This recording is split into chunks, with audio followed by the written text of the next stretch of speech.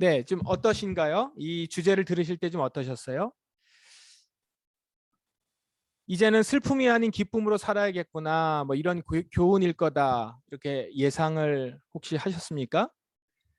장례 예배에 가셔서 이런 설교를 아마 들어보셨을 거예요. 저 눈물도 없고 슬픔도 없는 저 천국에 가서 영원한 기쁨 가운데 살겠습니다. 사십시오. 뭐 이제 이런 얘기들 들어봤죠. 우리 장례 때 가면 저 천국은 눈물도 없고 슬픔도 없는 곳, 슬픔이 없는 곳.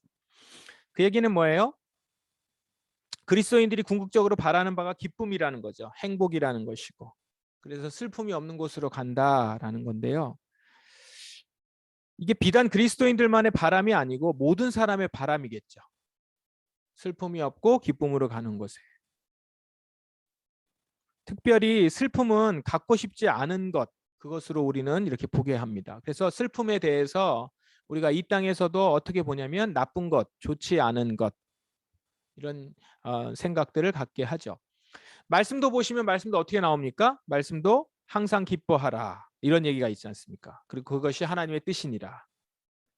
이 말씀을 많이 듣기도 하고요. 말씀을 많이 하기도 합니다. 그래서 기뻐하라, 감사하라, 기쁨, 감사, 이런 것들이 그리스도인들의 특징이라는 것입니다. 그래서 굉장히 많이 듣습니다. 설교 같은 내용들 보시면 기뻐하라, 기쁨을 가지라, 기뻐하려고 노력하라, 계속해서 기쁨을 얘기하라. 이제 이것을 조금 바꿔서 얘기하면 긍정적인 말을 하라, 칭찬을 하라, 감사하는 말을 하라. 이제 이런 얘기들 많이 하죠.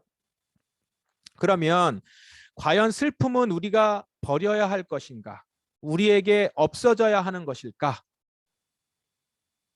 이번 주제 말씀을 가지고 이 부분을 생각하는 시간입니다. 과연 슬픔은 우리가 버려야 하는 것일까? 우리에게 없어져야 하는 것일까? 여러분, 지난 목요일부터 그리고 오늘 말씀도 그렇고요. 말씀은요, 뭐라고 나오냐면 슬픔이 필요하다고 얘기를 하고 있어요.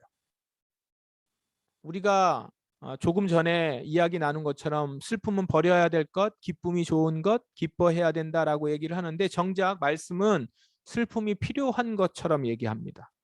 슬픔은 기쁨을 가져오는 굉장히 중요한 통로이자 매개체라는 것입니다. 슬픔을 통해서 우리의 기쁨이 어떤 것인지 분명히 알게 되고요. 실제로 슬픔을 통과해야 성경에서 말하는 그 기쁨으로 들어갈 수 있다라고 하는 것이 이번 주제, 목요일부터의 주제, 그리고 이번 주일 주제 말씀이기도 합니다. 그런 의미에서 오늘 구약 말씀을 한번 보겠습니다. 느헤미야서를 보면요, 느헤미야가 고향 예루살렘의 소식을 듣습니다. 느헤미야는 어떤 사람이었냐면 당시에 고위 관직에 올라 있었습니다. 페르시아의 고위 관직에 올라 있죠. 신분 자체로는 아마 포로의 그 부모님이 포로였을 겁니다. 그래서 이제 이주한 사람으로 있다가 이제 그런 공직자로, 고위 공직자로 올라갑니다. 이거 굉장히 성공한 그런 사람입니다.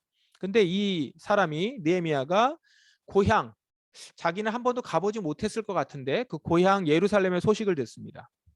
조상이 묻혀 있는 성이 폐허가 됐다는 얘기를 들었고요.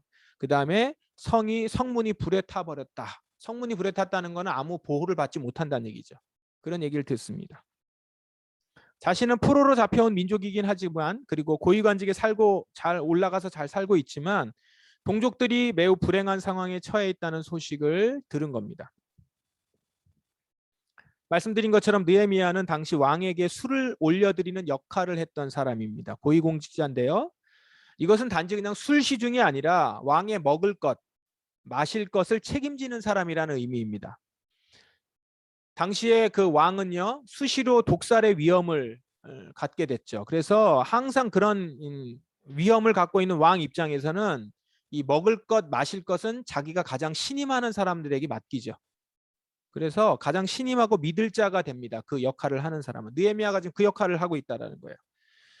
그러니 느헤미야는 왕에게 포도주를 올릴 때는 그 모습도 굉장히 정결하게 해야 될 뿐만 아니라 왕을 안심시켜야 돼요. 그러니까 표정 관리도 잘 해야 되고요. 왜요? 먹을 거 주는데 불안하면 왕이 불안할 거 아닙니까?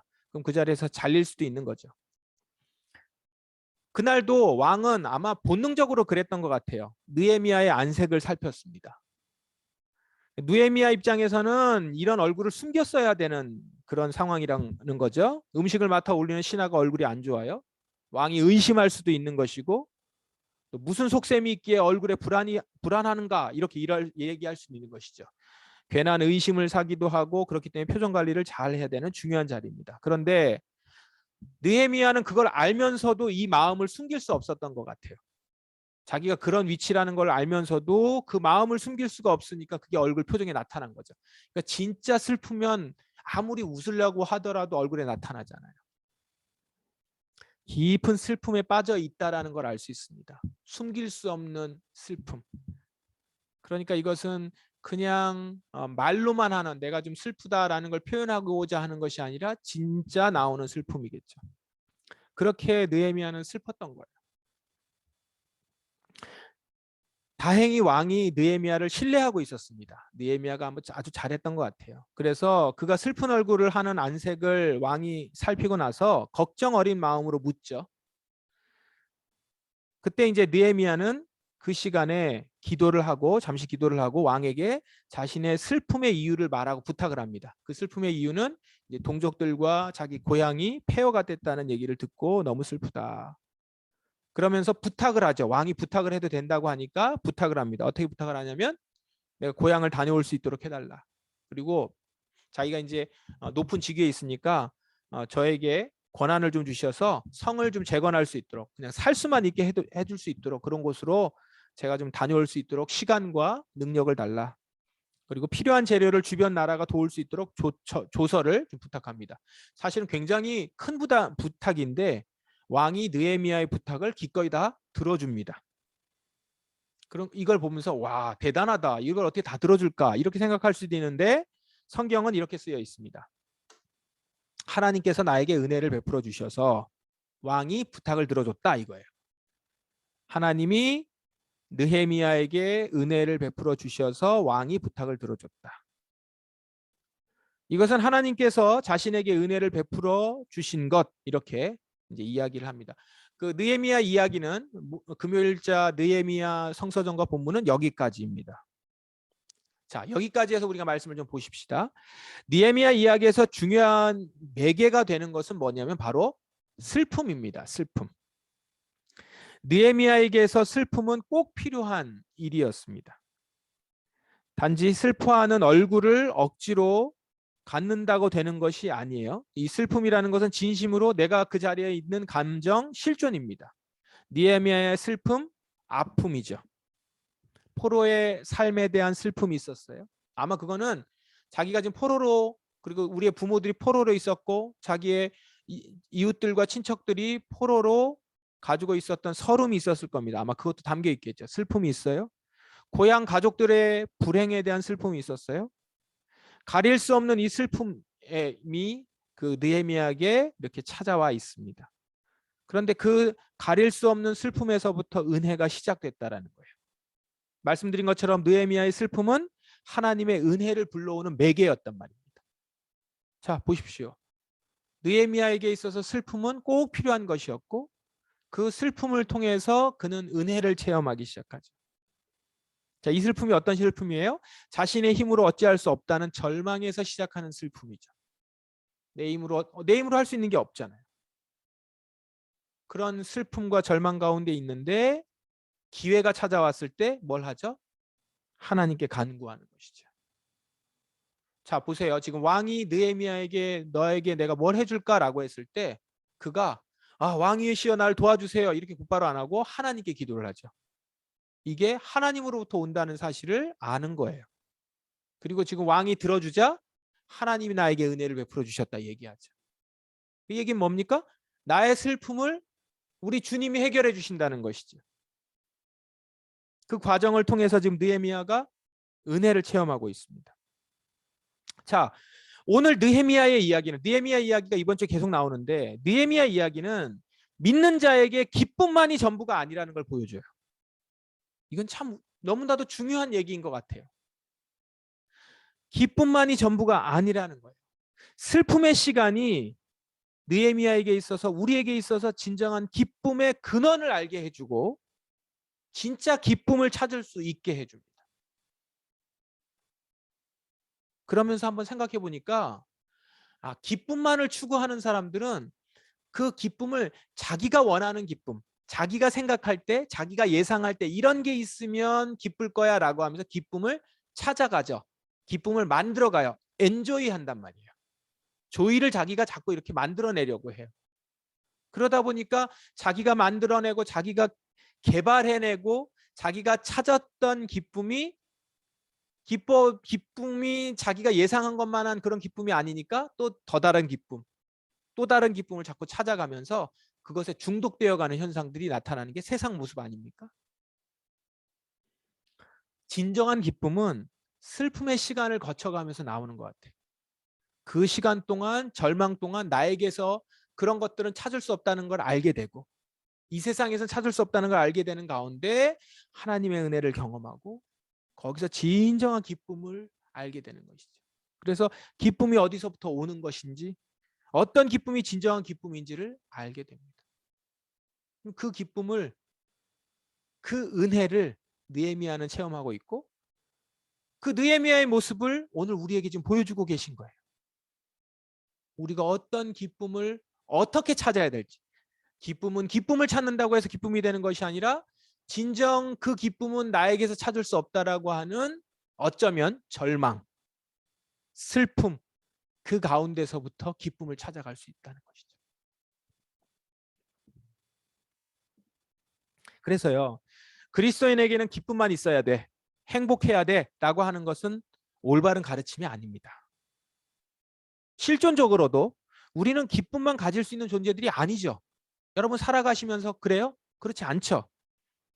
그럼에도 우리는 기쁨만 있어야 한다는 기대를 함으로 인해서 오히려 온전한 믿음으로 살아가는 것들을 방해받습니다. 그러니까 기쁨만 있어야 된다는 기대를 자꾸 해요. 우리는 믿는 사람들은 기쁨만 있어야 돼. 이렇게 기대함으로 인해서 온전한 믿음을 갖고 살아가는데 방해받는다는 거예요. 이런 성도들이 있어요. 난 왜 신앙생활을 하는데 이렇게 슬프고 어려운 일이 있을까? 내가 왜 이 직분을 감당하는데 이 직분을 내가 감당하겠다고 솔선해서 자원해서 나오는데 왜 힘든 일이 있는 거야? 난 행복해야 되는데 왜 지금 행복하지 않은 걸까? 그러면서 이 생각이 이렇게 확장되죠. 하나님의 뜻이 아니니 내가 지금 하고 있는 것이 하나님의 뜻이 아닌 것 아닌가? 기뻐해야 되는데 기쁨이 없다는 건 하나님의 뜻이 아니기 때문인 것이니 난 지금 하나님의 뜻대로 행하고 있지 않은 것 아닌가? 이런 거죠. 그러면서 그 슬픔이 있었던 자리를 회피하는 분들이 많아진다는 거예요. 이건 하나님이 원하시는 것이 아닌가 봐. 이건 하나님 원하는 게 아닌가 봐요. 저한테 슬픔이 있어요. 기쁨이 없어요. 행복하지 않아요. 신앙생활하는 게, 교회 생활하는 게, 이 직분을 감당하는 게, 이 봉사활동하는 게 기쁘지 않아요. 이런 일이 생길 것 같으면 뭐하러 신앙생활해요? 뭐하러 이 일을 해요? 이렇게 얘기를 한단 말이죠. 그 사람들이 그렇게 얘기해, 우리 성도들이 그렇게 얘기하는 것은 아까도 앞서서 말씀드렸지만 기쁨만이 있어야 된다고 생각하니 슬픔은 내게 있어서는 안 되고 슬픔이 있는 거는 힘들고 나는 그런 것들을 원하지도 받고 싶지도 않기 때문에. 그래서 말씀을 보더라도 무슨 약간 슬픔이 있을 것 같은 말씀, 어려움이 있을 것 같은 말씀이 있으면 그냥 싫어요. 그거 자체가 듣기가 싫은 거죠. 왜요? 나는 그런 거 갖고 싶지 않으니까. 그러면 그가 정말로 그 사람이 그런 사람들이 정말로 계속 기쁨만 갖게 될까요? 그렇지도 않아요. 불안하고 슬픔을 가질까 봐 걱정하고 기뻐하지도 못하고 정작 그리고 기쁨에 만족하지도 못하고 또한 기뻐한다는 것이 고작 너무 아주 얇은 기쁨들, 얄팍하게 덮인 기쁨들일 경우가 사실 많지 않습니까? 오늘 말씀을 계속 한번 묵상해 보십시오. 슬픔의 역할이 있다는 거예요. 어느 때는 슬픔이 하나님의 뜻입니다. 오늘 느헤미야서의 말씀도 슬픔이 하나님의 뜻이에요. 고향에서의 소식을 들었을 때 느헤미야가 가져야 되는 하나님이 원하시는 모습이 어떤 것이었을까요? 됐어. 조상들 얘기 나랑은 상관없어. 그게 나한테 지금 무슨 상관이야? 나 지금 이렇게 잘 살고 있는데. 하나님이 나한테 복을 주셨는데 나는 그냥 여기서 잘 살면 되는 것이지. 저들과 같지 않아서 얼마나 감사한지 몰라. 우리 조상들과 같지 않아서 내가 얼마나 감사한지 몰라. 이게 하나님의 뜻일까요? 그들은 다 자업자득이지. 나는 열심히 해서 여기까지 왔어. 이러면서 고용 소식에 귀를 닫는다면 어찌 보면 그러면 느헤미야는 슬플 일이 없을 겁니다. 그리고 그의 모습은 그의 지금 상황은 슬플 일이 없는 상황이잖아요. 내 생각이 타당하다고 생각하고 지금 자리에 만족하고 귀를 닫을 수도 있어요. 돌아볼 필요가 없다고 생각할 수 있는 거예요. 그러면 슬픔이 없겠죠. 자, 그런데 그것이 하나님의 뜻일까요? 예루살렘의 소식을 들었을 때 느헤미야가 그 슬픔을 감당하고 싶지 않아서 거절했을 때 그것이 그를 향한 하나님의 뜻일까요? 느헤미야는 자신의 상황만 보면 기뻐해야 됩니다. 내 지금 상황만 보면. 그러나 그는 지금 슬퍼합니다. 그것도 감출 수 없을 만큼 슬퍼해요. 기쁨에 머무르지 않고 있어요. 왜 이 왕이 너는 왜 슬퍼하는 얼굴을 하고 있느냐라고 했을 때 여기 보면 느헤미야가 나는 놀라서 왕께 말했습니다 이렇게 얘기하잖아요. 왜 놀랬을까요? 이게 아까도 얘기한 것처럼 의심을 받을 수도 있는 것이긴 하지만 또 이런 거거든요. 세상적으로 봤을 때 왕이 이런 은혜를 베풀고 있는데 이 앞에서 슬픔을 갖는단 말이야? 그럴 수 없다라는 거죠.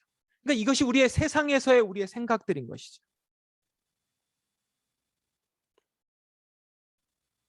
그런데 그 슬픔을 거절하지 않고 느헤미야는 슬픔 가운데 그 가운데서 깊이 생각과 묵상하는 가운데 느헤미야는 하나님이 지금 예루살렘을 보고 계시는 것을 볼 수 있게 됐죠. 그는 지금 하나님이 예루살렘을 보고 있고 이스라엘 백성을 보고 있는 마음으로 그가 예루살렘을 생각하니 슬픔이 있는 것이고 그것을 감출 수가 없는 거예요. 지금 자기 상황과는 상관없이. 그리고 그 슬픔을 통과해서 느헤미야는 하나님이 원하시는 뜻에 동참하기 시작하죠. 보세요. 슬픔이 어떤 역할을 하는지. 그 슬픔의 시간을 통해서 하나님의 눈을 그리고 하나님의 마음을 가지고 그리고 하나님이 원하시는 일을 하는 자가 되잖아요. 그래서 왕이 어떤 일을 원하느냐라고 물었을 때 그가 얘기하는 내용들은 뭐냐면 하나님께서 어떤 이에게 예루살렘을 위해서 하기를 원하는 일을 느헤미야가 하잖아요. 그 일을 할 수 있는 사람에게 가지고 있었던 그 모습과 감정이 어떤 거였어요? 슬픔이었단 말이에요. 그리고 이 과정을 지나간 느헤미야는 그 과정을 통과하면서 이제 말씀 뒤에 가서 주일 말씀부터 해서 쭉 보세요. 느헤미야 뒤쪽 가서 보시면 백성들에게 느헤미야가 뭐라고 하는 줄 아세요? 기뻐하라 얘기해요. 이제는 기뻐하라. 진정한 기쁨을 경험한단 말이에요. 회복의 기쁨을 경험하는 것이죠. 느헤미야는 그 과정을 겪어가면서 우리에게 슬픔을 지나서 기쁨으로 가는 과정을 보여주고 있어요. 오늘 우리에게 보여주고 있는 우리에게 말씀하고 있는 메시지가 뭡니까? 슬픔을 거절하지 말라는 거예요. 슬픔을 지나서 기쁨으로 가는 것입니다. 때로는 슬픔이 하나님의 뜻일 수 있고 어쩌면 지금 이 말씀을 나누고 있는 여러분들에게 우리 주님이 지금 말씀하고 있는 일인지도 모르겠습니다. 실망 가운데 있고 때로는 힘겨운 일들 때문에 슬픔 가운데 있고 좌절 가운데 있고 나를 생각하며 절망하는 가운데 있고 예루살렘처럼 폐허가 된 모습들 때문에 그것이 나든 이웃이든 형제자매든 그 모습을 보면서 보게 하셨고 듣게 하셨을 때에 갖게 됐던 슬픔. 그 슬픔을 느끼면서 왜 이렇게 나는 불행할까가 아니라 거기서부터 일어나는 하나님의 뜻과 은혜, 사명, 어쩌면 여러분들에게 그것이 있는 것일지 모르겠습니다. 그것을 여러분에게 말씀하고 있는지 모르겠어요. 로마서 말씀은, 오늘 신약의 로마서 말씀은 우리에게 오늘 우리의 이 주제를 보충해 줍니다. 몸에서 필요 없는 부분이 없다라는 거죠. 몸에는 많은 지체가 있어서 그 지체들이 각기 다른 것을 해요. 여럿이 있지만 한 몸을 이뤘고 서로 연결되어 있다는 거죠. 몸에 필요 없는 부분이 없어요. 각자 고유의 기능과 은사가 있다는 거예요.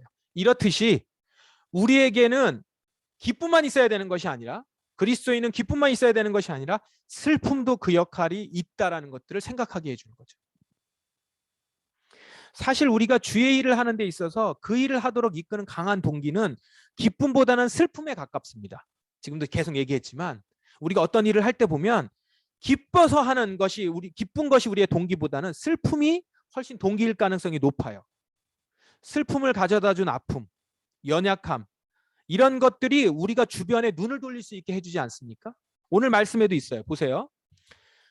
봉사하는 선물을 은사로 가졌으면 봉사하는 일을 하고, 격려하는 선물이면 격려하는 일, 구제하는 일이면 구제하는 일, 자선을 베푸는 것이면 기쁨으로 그 일을 하래요. 자, 여기 나오는 은사들을 보세요. 봉사, 격려, 구제, 자선, 베품, 이 모두 다 어떤 거예요? 내가 어떤 결여나 부족이나 아픔 등을 겪었을 때 진심으로 잘할 수 있는 것들 아니에요? 진짜 봉사 누가 잘해요? 내가 그 고생을 했을 때. 누가 가난한 자를 진짜 잘 돌봅니까? 가난을 좀 경험해 본 사람이. 누가 격려를 잘해요? 자기가 격려받을 만큼 외로운 상황에 있었는데 격려받아서 힘을 얻었던 사람. 누가 구제합니까? 그 조금 아까 말한 것처럼 가난한 것들을 경험한 사람들. 그러니까 결여, 슬픔, 부족, 아픔 등을 경험했던 사람들이 다른 이들을 훨씬 더 잘 돕죠.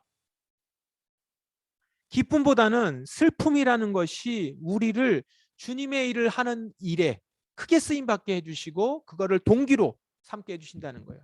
그래서 이 은사들은 교회를 세우는 은사잖아요. 봉사, 격려, 구제, 자선을 베품, 지도하는 것 다 교회를 세우는 은사들인데, 교회를 세우는 은사는 슬픔을 잘 통과한 이들을 통해서 세워지는 것 같아요. 저도 이번에 말씀 묵상하면서 새롭게 발견하게 돼요. 아, 슬픔이 힘이구나. 슬픔을 통과한 기쁨이 힘이구나. 마냥 행복과 기쁨만을 추구하는 자들이 아니라 깊은 절망 가운데서, 죄로 인한 고통 가운데서, 나의 연약함으로 인한 실수 가운데서, 슬퍼하는 그 일 가운데서 제 가운데 넘어져 있던 우리를 일으켜 세워주신 예수 그리스도의 은혜와 그 사랑과 격려로 말미암아 회복된 기쁨을 가지고 있는 자들, 그들을 통해서 교회를 세우시는구나. 그래서 감히 여러분들에게 말씀드립니다. 여러분, 이러한 슬픔들을 경험하시기를 바랍니다. 진정으로 절망을 경험하십시오. 진짜 내 가운데 있는 깊은 슬픔을 경험하십시오. 그리고 그 가운데서 오직 주의 은혜만이 나를 살립니다. 그 은혜를 구하십시오. 그리고 그 안에서 선하시게 바꿔주시고 회복시켜주시는 참된 기쁨을 누리십시오. 그런 여러분들을 통해서 예루살렘 성이 세워지고 교회가 세워질 줄 믿습니다. 오늘 우리에게 찾아온 슬픔을 거절하지 마십시다. 내게 직접적으로 찾아온 슬픔, 혹은 나와 관련이 없지만 그 슬픔을 나의 슬픔으로 받는 것, 이것도 소중합니다. 그 슬픔은 하나님이 우리에게 준 사명의 신호일지 몰라요. 느헤미야처럼. 오늘 잠잠히 그 슬픔과 절망 가운데서 은혜를 구하는 거예요. 내가 스스로 찾아가는 기쁨이 아니라 은혜 가운데 내 슬픔을 기쁨으로 변화시켜 주시는 은혜, 그걸 맛보십시오. 지난 주일에 우리 물로 포도주를 만드는 가나의 혼인잔치 이야기를 했어요. 포도주가 떨어져서 망하여져 갈 수밖에 없고 부끄러움을 겪을 수밖에 없는 그 잔치집에 예수님이 계셔서 새 포도주를 선사하셨잖아요. 아무것도 없이 결여되어 가는 우리의 인생 가운데 주님이 찾아오셔서 잔치로 바꿔주시는 기쁨이 있단 말입니다. 그 은혜가 여러분의 인생 가운데 있기를 주의 이름으로 축원합니다. 슬픔을 통과하여 기쁨으로 나아가는, 그래서 깊이 주님을 만나고 이 인생 자체가 삶에서 무겁게 묵직한 은혜가 있는 그런 우리 한 사람 한 사람이 됐으면 좋겠습니다. 그래서 여러분들을 통해서 정말 다른 이들을 도울 때, 어떤 공동체를 세울 때, 교회를 세울 때, 나라를 세울 때 진심으로 주님의 마음으로, 또한 그들을 보며 슬퍼할 수 있는 마음으로 하나님의 뜻을 행할 수 있는 자로 설 수 있는, 그렇게 쓰임받을 수 있는 우리 지체들이 되기를 바랍니다.